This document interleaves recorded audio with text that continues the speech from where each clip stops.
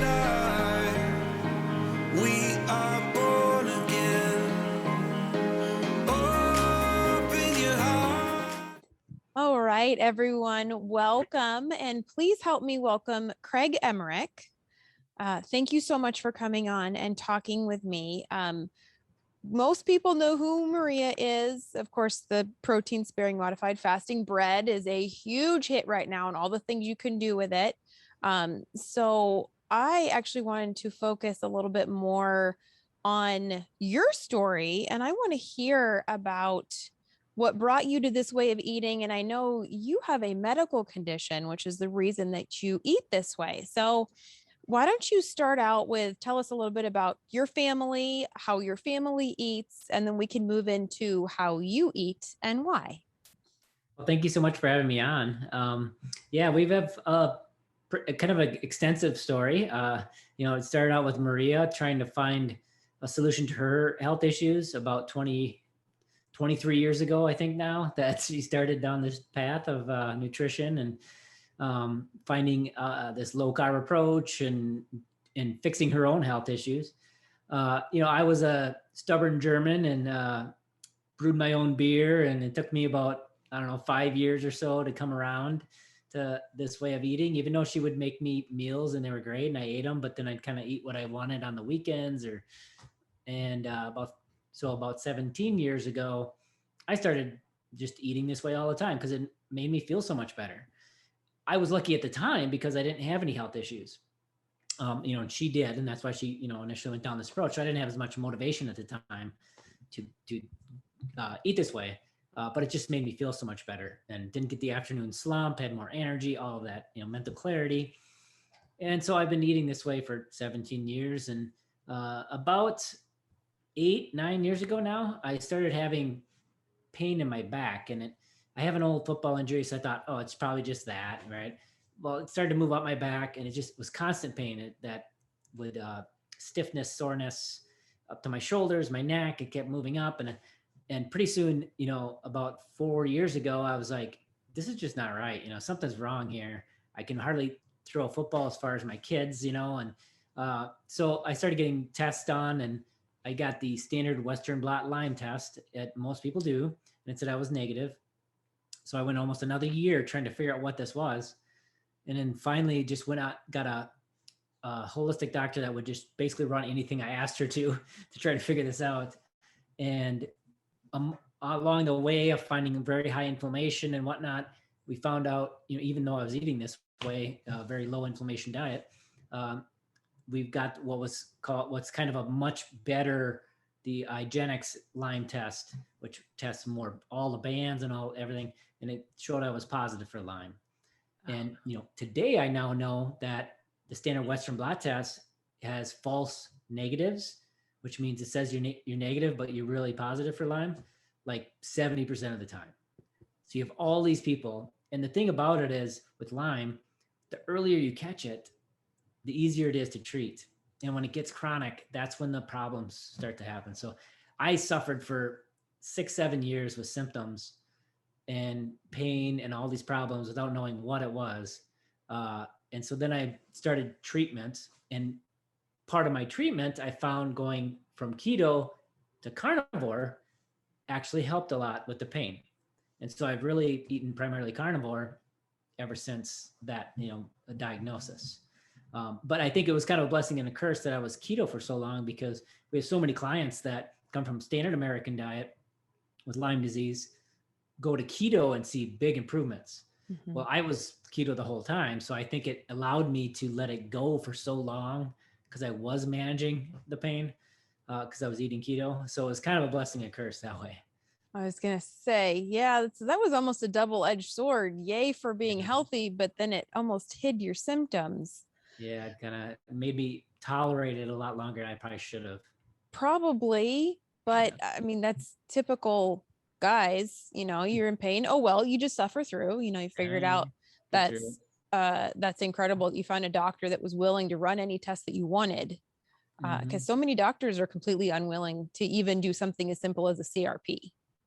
And that's what at the time I gave her this battery of tests to run and went and got all the blood draws. and most of it was pretty normal. The only things that were off were my hemoglobin, my red blood cell counts were low, even though I was eating tons of red meat and all this, and which Babesia, one of the co-infections with Lyme, attacks red blood cells and diminishes them. And my CRP was 50. So, and at the time, I'm eating totally clean and all this stuff, and I had no infection, anything else. So that was okay, there's something wrong here moment, And then I got the IGeneX Lyme test and found out I had Lyme. Wow, I didn't realize that the tests could be so inaccurate. The standard blot, Western blot that most doctors do in America, very, it only tests certain bands and things, and it doesn't test any co-infections. There's all these co-infections that can be as bad or worse than Lyme that can come with, and it doesn't test any of that stuff. And so these people, there's so many people that suffer for so long with this undiagnosed or misdiagnosed. They get diagnosed with fibromyalgia or, some chronic pain issue when really it's Lyme that's at the root cause. Wow, that's terrifying, especially since I live in Wisconsin and we're constantly getting tick bites, and that's we definitely take it more seriously. I mean, we were, I get a tick and take it off or whatever, back, 10 years ago. We definitely take things a lot more seriously now. It's, if we go out in the woods, we tuck our pants into our socks so they walk up the outside of your clothes so you can see them. And then when you come back in, just check yourself really well. And a note for people out there that are, might be in areas with a lot of ticks. You can also, IGeneX does a tick test. So you just take the tick and you mail it in, and they test if the tick has Lyme. And that test is a lot cheaper than the full, human one. So that can save you some money just to say, oh, I had a tick embedded. Let's send the tick in, see if it had Lyme in it or not. And if it didn't, then you don't have to worry too much about yourself. Oh, that's really cool. Yeah, we had a scare a little while ago. I found a tick and took it off, and of course just threw it away, not thinking about it. And then the bite itself got pretty big and red and angry. And that night, I got a really, really stiff neck, couldn't turn my head hardly either way. And I broke out in hives all over my body. And so I just went and got tested, and everything came back negative. And I'm like, okay. What test did you get? I'm pretty sure it's the first one that you said is up to 70%. Because and the stiff neck only lasted for a couple of days. Okay. And then the hives, it was weird because it was at the same time that we got a different cow. I've never had Holstein before.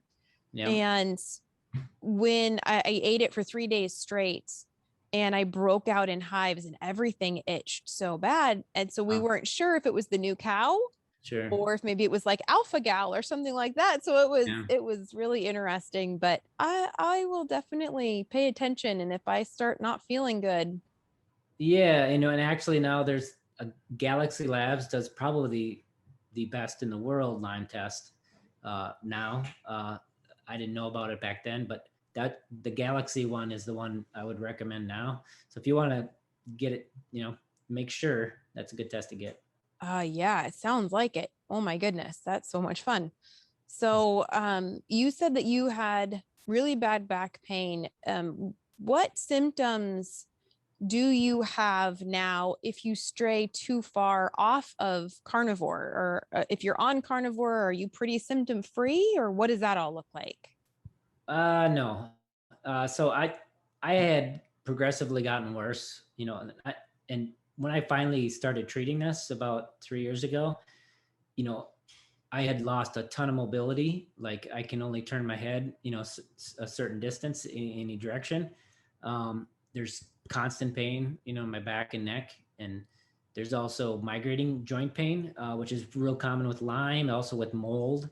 And that's a thing too, is, we could do a 2-hour episode just talking about Lyme here, but basically Lyme, it depresses your immune system so much when it's you're fighting off this chronic infection and inflammation from Lyme, that all these other things that your body can normally deal with start to build up. So you get mold and you get heavy metals and all of these things that can and it's kind of like peeling back an onion to try to recover from it, because you got to deal with all these other issues too.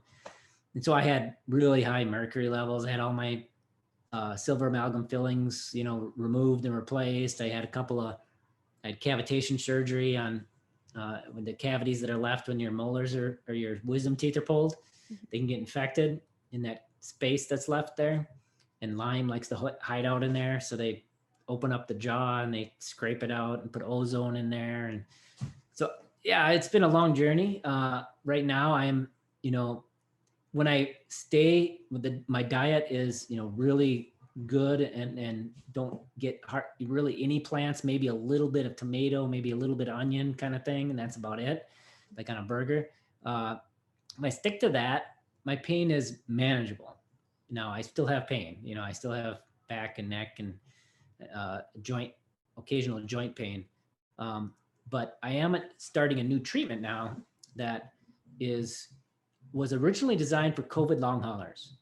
Okay. So COVID long haulers, they have this kind of chronic inflammation that doesn't stop. And, there's people right now that will test positive for Lyme with no symptoms, right? There's lots of people that, it's still kind of there in their body, but their body manages it.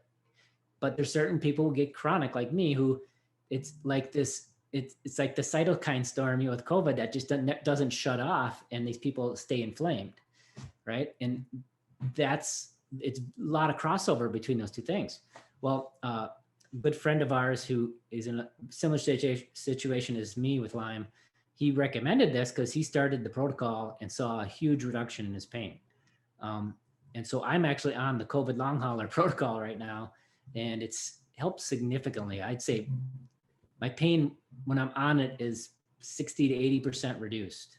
And that's a big help. So, I mean, it's very seasonal for me as well. Like last fall, as it gets cold, my joint pain flares up, and I was walking around in crutches because my hip pain was so bad.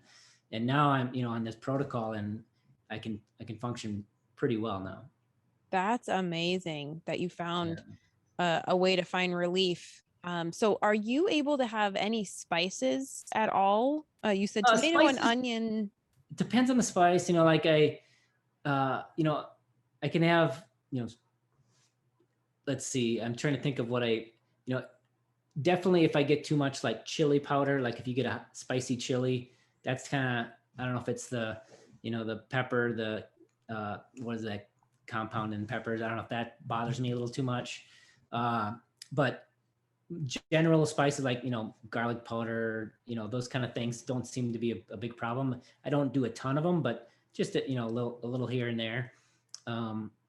Keep it pretty basic though, for a lot of stuff. If I get, we had a burger from a place we like local, and they put a little coleslaw on top, and that cabbage, I decided, well, let's try it, right? And just that little bit of, maybe a couple tablespoons on top of that burger that I ate, I felt pretty sore the next day. So some of the people that originally started eating the carnivore diet were because of chronic Lyme. I don't know if you know Charlene Anderson. She's been carnivore for over 20 years now. She started it for her chronic Lyme to help manage the pain. And there's something about eliminating those anti-nutrients in plants, which the body has to detox, which your body's already dealing with so much with Lyme, chronic Lyme, to detox that extra load just seems to cause problems.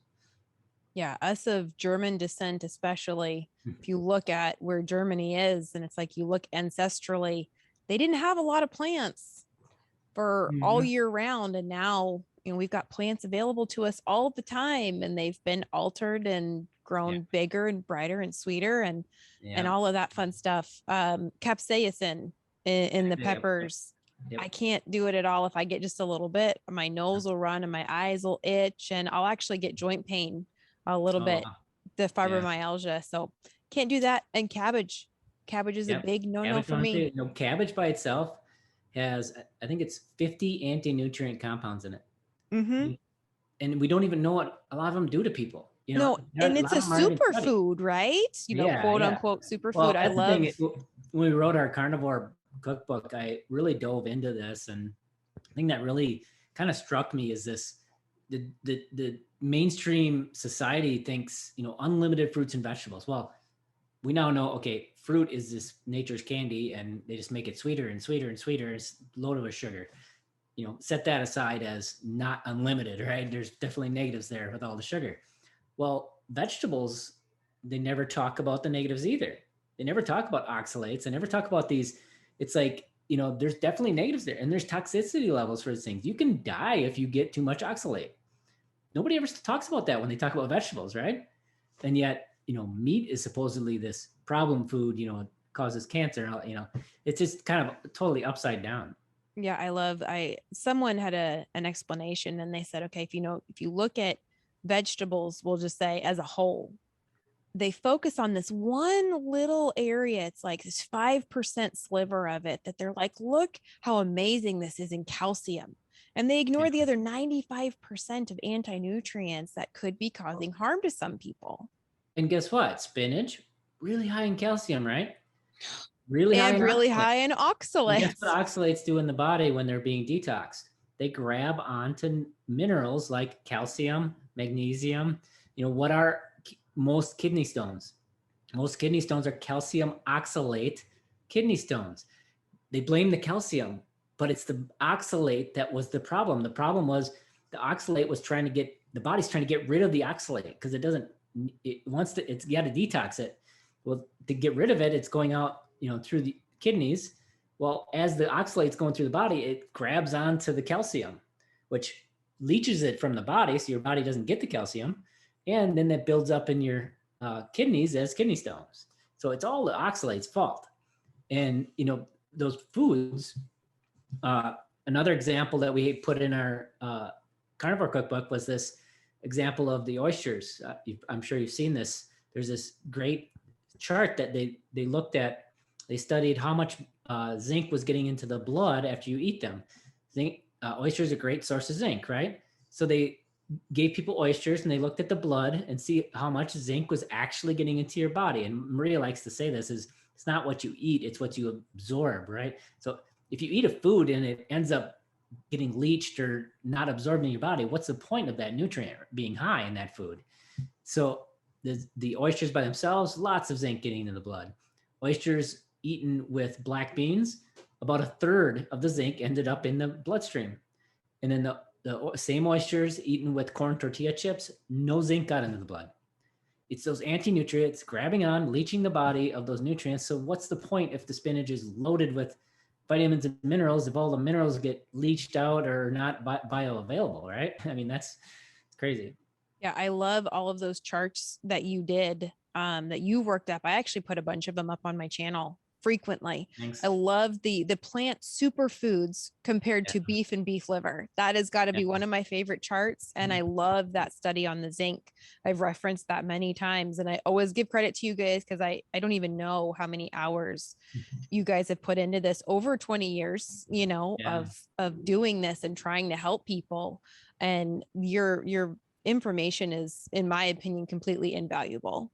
Well, thank you so much. Yeah, I've probably made 30 different examples of that nutrient chart. And the most recent ones we did were in our Sugar-Free Kids book, because again, we want to educate kids too on what is healthy. I think this is a real passion for us with this book, because not only our own kids who have, as soon as we adopted them, brought them home when they were 1 and 2 years old, we just started feeding them the food we ate, and they have thrived. They've grown like crazy. They were not even on the growth charts. Now they're at 50 to 75%.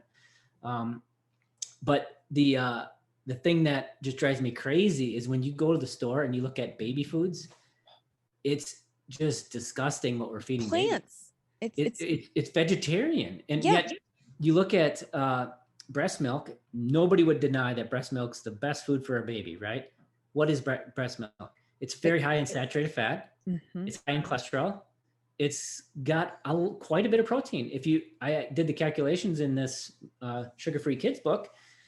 A baby, brand new newborn baby, if you look at the average amount of breast milk it eats in a day, it's getting about 3 times their lean mass in protein per day. So to put that in reference, a typical adult who's no longer growing will get about 0.8 to maybe 1 times their lean mass is what you need to maintain muscle. So they're getting 3 times that much protein per pound of lean mass, right? And that's a newborn baby.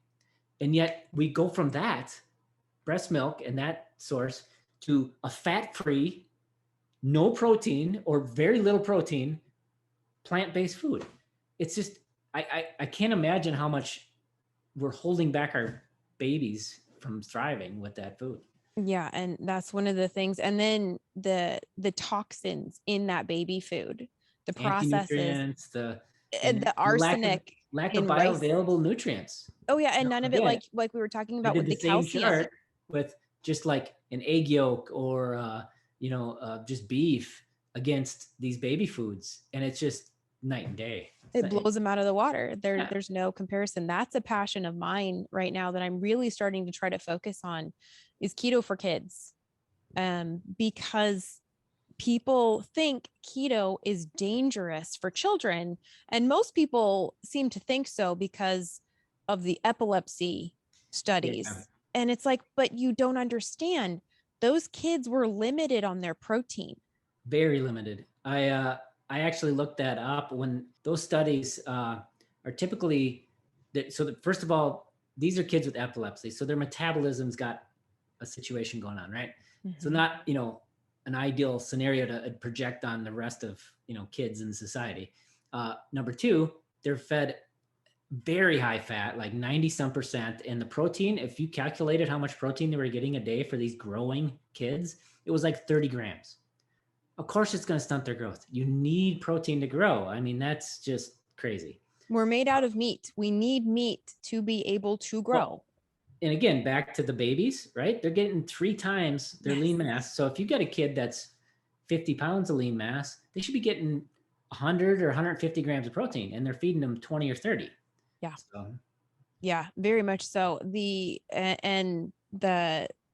oils that generally epileptic children are given are soybean oil, vegetable oil. Exactly. And then the oils they're given too are just terrible. But this is a chart that I made that I thought was great. It's on my Instagram channel there. Mm-hmm. In the top, it says, let them just be normal kids and eat this, processed food with chemicals and food dyes, and ridiculous amounts of sugar. But then when on the bottom is a picture of my son Kai eating a little bowl of, it's like an Asian bowl of like some chicken and vegetables in it, like peppers and stuff. And it says, are you sure keto is healthy for kids? I mean, when did eating real food become extreme? Like when did eating meat and low carb vegetables, when did that become extreme? Yeah. Like, what? And I love that. I don't want normal kids. I want super kids. Yeah. Because normal nowadays is ADHD, overweight, pre-diabetic, sleepy, grumpy. I mean, you name it. That is quote unquote normal. Yep. And the craziest thing about it is that as parents, we look at these kids and we say, let them be kids, let them go crazy on sugar and junk. And somehow they'll just magically at 18 years old know how to eat healthy, right? Like that's not how it works, right? We spend so much time educating our kids on school, trying to get into college, team sports and all that money and effort we put into sports and activities. And yet we don't teach them a thing about nutrition, one of the most important things for their long-term health, right? So, I mean, this book for us was like a huge focus on, let's teach our kids about food, what it does to them, and what's healthy, because that is the biggest life skill that we can give them. Yeah. And I'll link the book down below for sure. We actually bought 2. We love that book. I left a 5-star review on Amazon. If anyone has the book, please go do that. Go leave a 5-star review on Amazon. Appreciate it. Because it is phenomenal. Every recipe that we have tried from that book has been an absolute instant hit in this house. Yeah, and awesome. We really try to teach our kids, like you said, about what is healthy and what is not. I see so many parents who say, well, I don't want them to think that there's bad foods. I do. I want them to know that there are bad foods. Well, and at a minimum, know what their food is. Like so many kids, I remember this is a while ago, but Jamie Oliver had this, there was making over school lunches. I know there's a TV show that was on, and he came out and he was holding up vegetables to these kids. And these kids who ate French fries daily, he held up a potato and they didn't know what it was. Yeah. Like they don't know what food is, the whole food.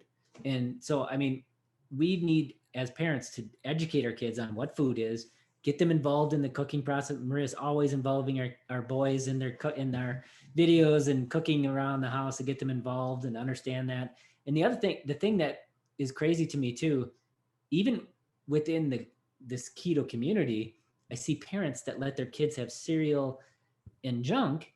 And it's like, you know, your genetics, right? A lot of us came to this because of our you know, background of, we got diabetes or we got something that we look to keto to help reverse that diabetes.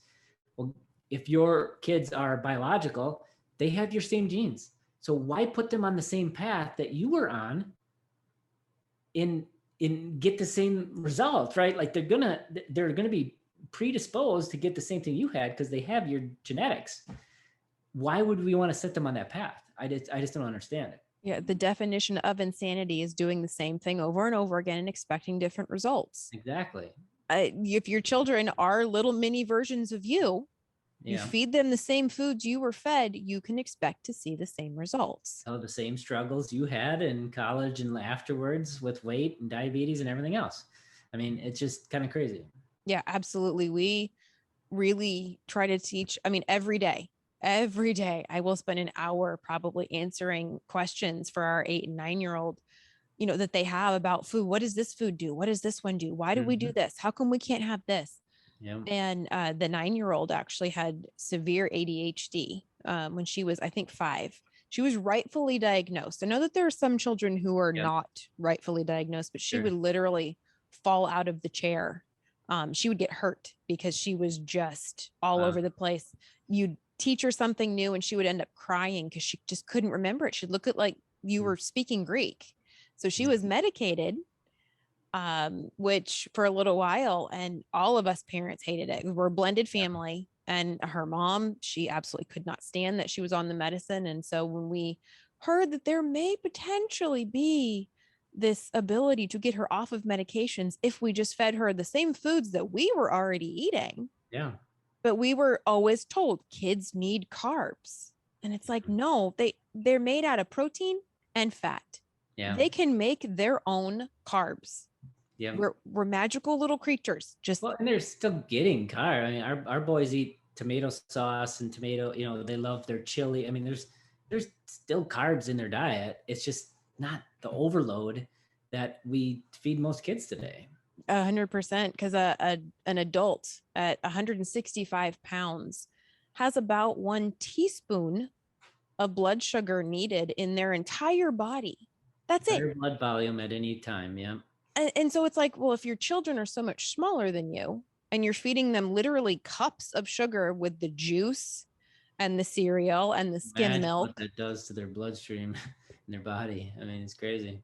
Yeah. So, well, we got completely off topic, but I absolutely love it because you can tell what we're both really passionate about. Absolutely. It's for these children. So how do your boys eat? You know, a lot, we started them out, just feeding them what we ate. You know, that's what we wanted to go into too in this book. A lot is about kind of the baby-led weaning kind of thing and looking at, you know, the foods that and what different ages, the types of foods, you know, you can eat. And we put a lot of that in here. And, you know, we had, when we brought them home, Kai was 1 and Micah was 2, a little over 2. And we, mostly just, we were blessed to have somebody pump for us. So when Kai first came home, he was on breast milk for a little while. And then when that was done, we just transitioned him to, you know, some whole foods, egg yolks, salmon, you know, things that fall apart easy and, you know, in the mouth and all that. Bigger things he could hold on to, you know, like a big chunk of steak or something that he couldn't get a piece off of to choke on or anything. But mostly it was, grind up basically anything we would eat, just grind it into a paste, and he would eat that and make baby food out of real food. Take hamburger or steak and grind it into a baby food that he would eat. He loved avocado and salmon and just all of these real foods that we ate. We just fed it to him. And what's really interesting about it is some of the recipes that are these big hits now are from way back then, 10 years ago, that were us trying to figure out ways to feed them the healthy food that we knew they needed. And one of them was eggs. Kai, for some reason, didn't like eggs. I don't care how we made them. We tried them hard boiled, we tried them scrambled, over. He didn't like them. And Maria was like, first of all, we didn't have a lot of money at the time, and eggs are a super cheap, healthy, nutrient dense food. So she's like, I'm going to get some eggs in this kid somehow. So she started playing around, and she took hard boiled eggs, put them in a blender, added some coconut milk and some sweetener and some cocoa powder, and came up with this chocolate pudding recipe. And he loved it. And he just devoured it. And that was, again, I don't know, 10 years ago. And we put a version of it up on our blog, and nobody really saw it. And all of a sudden it got popular. And in one of our recent books, we had it in there. And now last year, Maria made it with Holly Berry on a live Instagram, and she loved it. I mean, it's gone crazy. People just love that pudding. And another example with kids that you can't get to eat eggs. This is a great way to get them to eat eggs, and they think they're eating pudding, but they're eating nutrient dense whole foods of eggs, whole eggs. So it's a great way to get those kind of things into kids in innovative ways. And we've done that all through their lives. And right now, probably their favorite things are, burgers, eggs. They love Maria's protein noodle lasagna, or if we're in a rush, we'll do just makes like lasagna or Italian chili, she calls it. It's just kind of like lasagna, but just in a bowl, make it quick and easy. Those are probably their favorite meals right now. Yeah, I love all of your guys' recipes. They are just incredible. And Bella, my youngest, has never, ever liked lasagna or anything like that.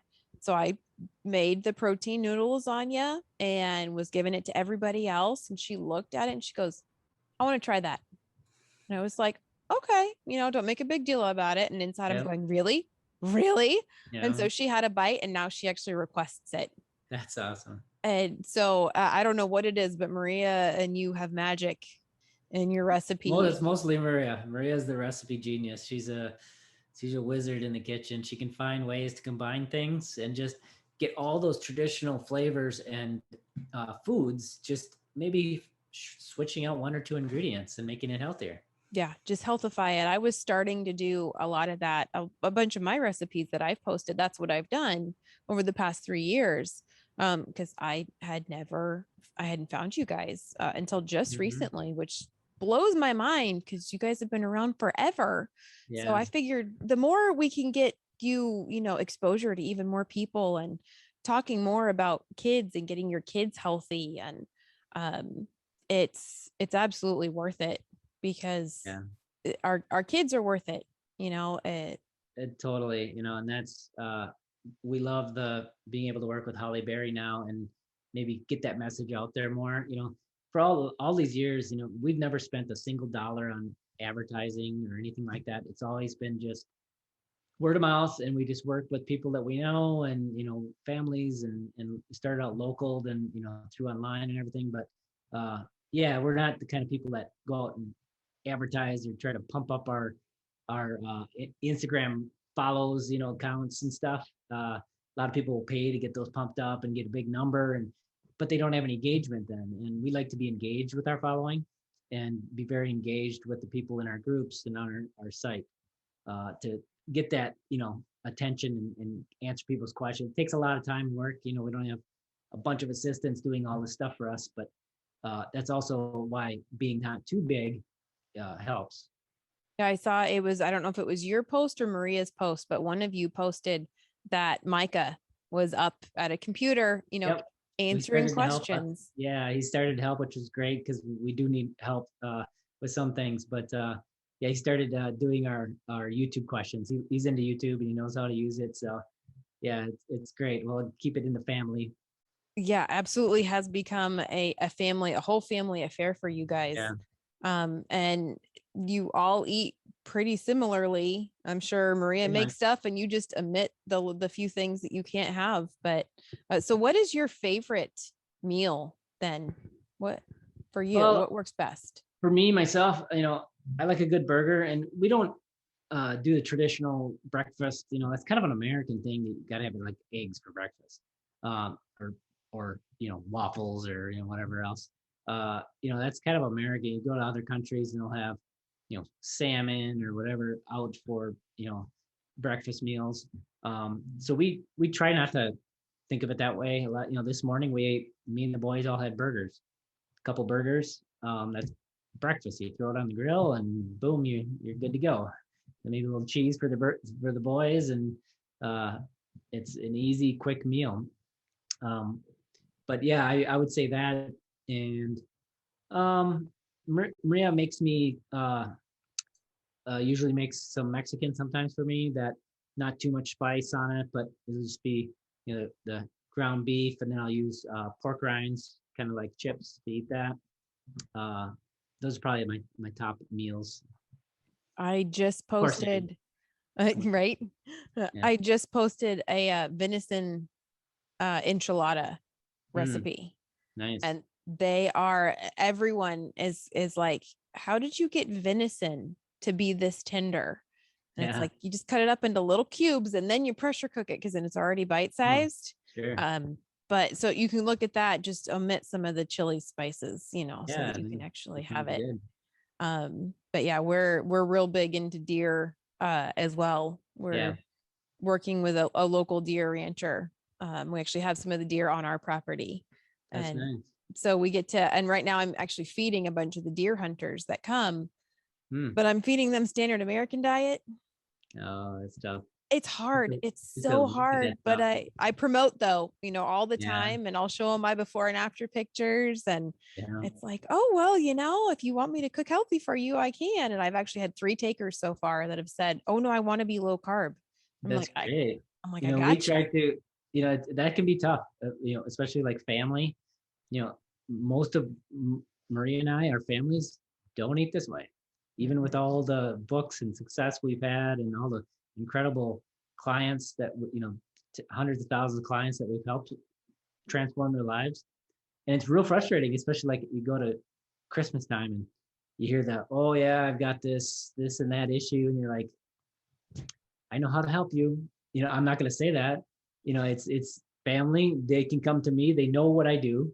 They can come to me anytime for help, and I will be happy to help them in any way. But I'm not going to push it on them. So just got to bite your tongue. Yeah, we are absolutely in the same boat. I mean, we have big families, and so many people have so many issues. Yeah. And they talk about it, and it's just like, oh, I know what would help, and what would help, because we've seen it, we've said it, you've seen our YouTube channel videos, and that is the hardest part, is just waiting. It's like, well, you know what? I can only do so much. You can lead a horse to water, but you can't make it drink. Exactly. But that's okay. Well, speaking of drink, completely off topic.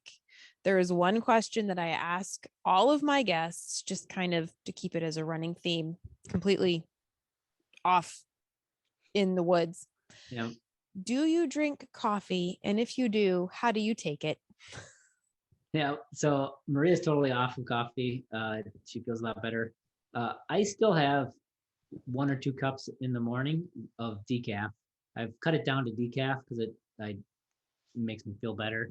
But there's something about that warm drink in the morning, and I just have it with I actually put a little element in my chocolate element, which is chocolate element. Yeah, I just put a little bit of that in there, and that's enough to for me in the morning. But I just discovered, and I'm not a big fan of drinking your calories. I promote that. I talk about it all the time. Do not drink your calories. I always tell people, if you're going to have coffee that has any calories in it, please eat first, or Yeah. eat with it so that you're at least activating the right hormones to be able to digest it properly. Yeah. But I just discovered egg coffee. You put a whole egg Yeah. and you blend Mix it it, up. Sure. whip it up and then put it in there, and it It's gets rid better of the than cream. dairy. Mhm. Yeah, that's better than cream. Yeah, it gets rid of the heavy cream because yes, heavy cream tastes fabulous, but Yeah. it But doesn't come love on. you back. You put in, 4 or 6 tablespoons of heavy cream in your coffee, you're drinking a milkshake. I Mhm. mean, you can't call that a drink anymore. It's a warm milkshake. Yeah. Oh, Right? absolutely. I And mean, bulletproof coffee yeah, is crazy. the same calories as 6 eggs, but devoid of all the nutrients. Yeah. So, So, I mean, yep. you can't drink warm ice cream and think it's healthy for you and something. Well, you could drink it and think, but you'd be wrong. Let me tell you. Absolutely. No question about that. Well, we should probably wrap this up. So, I guess the question that I would have for you back on Lyme disease would be, what advice would you have for people who are experiencing chronic issues that have no relief, that maybe have been told, no, there's nothing wrong with you, it's all in your head? What advice do you have for those people? Probably number one, find a doctor that you can work with that will work with you and is open to other methods or tests. And what's great, one of the great things, COVID's been, pretty rough on everybody, but if there's anything good that's come out of it, it's that, they've kind of removed all the restrictions on telemedicine. And it used to be that, when I started 3.5, 4 years ago, it was really hard to find a good Lyme literate doctor. And the one that I found was in San Francisco, and I had to fly there to meet with them. And then from that point on, I could do telemedicine for up to a year, but then I had to fly out there again. So he had to have this in-person once a year kind of thing. All the states pretty much removed those restrictions. And now you can get a doctor from anywhere, over Skype or over, a webinar like this. And so that, I think that is a big benefit. I'm actually working with a guy down in Madison or Milwaukee area right now. He's a really nice guy, good doctor, and he has been helping me with these COVID long hauler protocol and some of these things. And I've never met him in person. We just do it over Skype. So they're out there, find a good doctor and get the right test done. That's step one, is to figure out what the problem is, right? And Lyme can definitely be one of them, and it's co-infections. There's Babesia and Bartonella and all these co-infections that can come with Lyme that can cause a lot of these pain and similar issues. So I would go with the Galaxy Labs test, get a doctor that will get that for you, go get tested and see where you're at and see if that's your problem. Then you can start attacking those things. And if ever you have a tick on you, send the tick in to get tested. Definitely. And then, for anybody, regardless of the diagnosis, I think that a ketogenic diet will definitely help with I don't think we've ever had a chronic pain person, regardless of what the cause of the pain was, not see significant relief when they eat keto. One of our earliest, probably 10 years ago now, a lady who's, I think, 72 or something, that we worked with, who's near our hometown, and she had a back issue that stemmed back from an accident, and she was on basically, in a walker or wheelchair level of pain. And we have this awesome testimonies with her of how she, within a couple of years, I mean, she would be playing with her kids and all day, for hours without anything, no walker, no nothing, and with her grandkids, I mean, and just incredible amount of reduction in pain. And she was taking, 20 pain pills a day with minimal benefit, and now she doesn't take any, and she can be that active. So, I mean, diet is huge for any chronic pain, and so I think starting there, no matter what your diagnosis is a great first step. And trying it for 2 weeks with keto products, things that say keto on them, and then saying it didn't work for me. Yeah. Don't give up. Well, or doing it with really high fat and not prioritizing protein. I mean, step one is get your macros right. And we have a great free macro calculator in our blog. Start there. And just eat whole foods. We tell most people, vast majority of stuff that says keto on the label, don't eat. I mean, just stick with whole foods. You'll do great. Yeah, absolutely. That's one of my biggest pet peeves is these companies who've wormed their way into our little world now to try to, oh, it's keto. I saw a Keto Bread from one of the big bread maker companies, and I was probably not going off fun. the rails with it too. Like I saw one recently, it was keto, whatever. I can't remember what the product was, but it had 20 grams of sugar in it per serving. It's like, how do you even call it? I mean, they're slapping the name on anything now. Oh yeah. And this bread I was looking at, it had, wheat fiber, oat fiber, corn fiber. And then at the very bottom, it has a label that says contains a bioengineered food. Jeez. It's like, how is this helping? And this is nothing about this is keto. The kids were with me in the store and I was like, oh, keto bread. Oh, well, let me see how keto you. And they're like, Mom, please no. I was like, no. I have to see this. You have to read labels. Everybody has to become a label detective, a food detective, a medication detective. You got to flip around the bottle on anything that you're going to put into your face or put on your body. Same thing with the scented candles and shampoo and conditioner and lotion and your skin, anything, just like what you put in your mouth, anything you put on your skin is going to get absorbed into the bloodstream. So yeah, absolutely. And I've had so many people go, oh, no, it just, it doesn't absorb. It's like, that's your biggest organ. Yeah. Trust me. All gets absorbed. They even have, tons of medications that are transdermally absorbed. There's, all the, what do you call it? There's vitamins now. You can get that transdermal. I mean, oh yeah, they have patches, vitamin patches now. Yeah, everything gets absorbed through the skin. Yep. Nope. So just be very careful, everyone, about what you're putting into and on your body. Yep. Do your research. Well, thank you so very much for joining me today. Well, I appreciate you having me on.